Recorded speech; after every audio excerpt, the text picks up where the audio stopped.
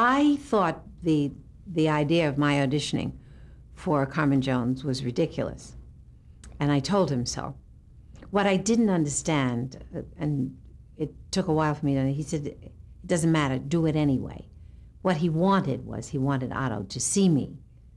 And I was a girl, and I hadn't had really that much worldly experience. But it was correct that he should have wanted me to do that. Otto was extremely powerful at that time, very well thought of as a director. I think perhaps, had he done Laura by that time? He had done several very, very fine pieces of work on film. But I did not get Carmen Jones, and I thought that Dorothy Dandridge was absolutely the perfect person to do that. But I did get a part, and I was in the film.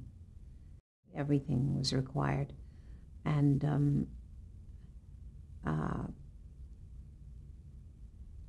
you know, personalities like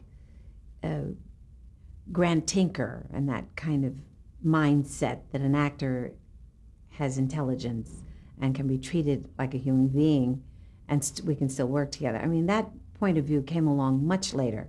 That was not a part of the period of time that gave us Otto Preminger or Sam Goldwyn, or that was really, I am, and you're what I'll tell you to be. I mean, you the actor, you will be, you will live, you will think as I tell you to do, because you're just an actor. What do you know? And they were running a business, and most actors at that time didn't understand the word business. We only understood, you know, we were show dogs. We were treated, and not even as artists sometimes. But the audition was quite extensive, and the working on the film was, once again, I was very fortunate. I mean, it was Harry Belafonte, Carmen Jones played by Dorothy Dandridge. The cast was incredible. And watching Otto, and Otto really, he named me, what was the name he gave me? Something string bean. I probably weighed absolutely nothing. And he allowed me to stand behind him at first, and then eventually he'd say to me, come closer, come closer. And I watched the way he observed the scene and what it was that disturbed him and how he went about correcting it and getting what he wanted from his actors. Very often I thought, God, is this a cruel man?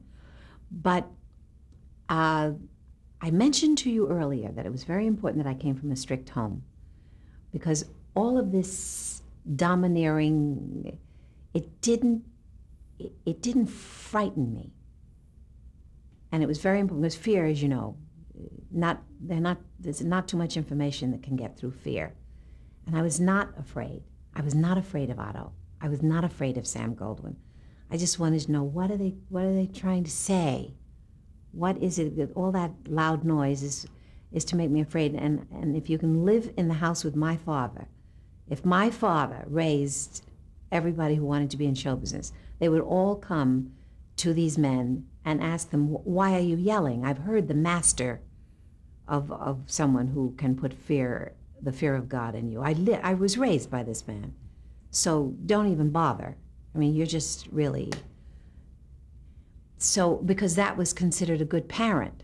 That was considered, you had to be strict and you had to be dogmatic, and I run it, you know, So I learned a great deal from working with Otto Preminger on that film.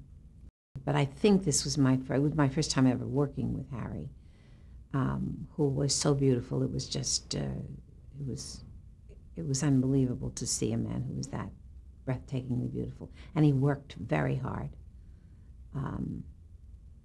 And so did she. Dorothy was very much to herself. Always, I've just read a book about her life, and I understand now why she was so aloof and alone. I was very well aware that all black cast films were done very seldom. I was excited to be a part of it. I knew that it did not mean that I had a film career. It was becoming obvious to me that there was something about money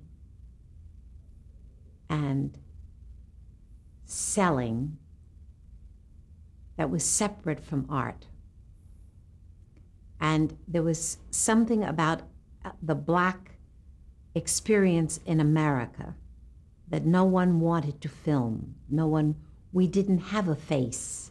Blacks at that time really did not have a face, except the face that was presented by current events, which was not a part of the trivia of the entertainment industry of that time.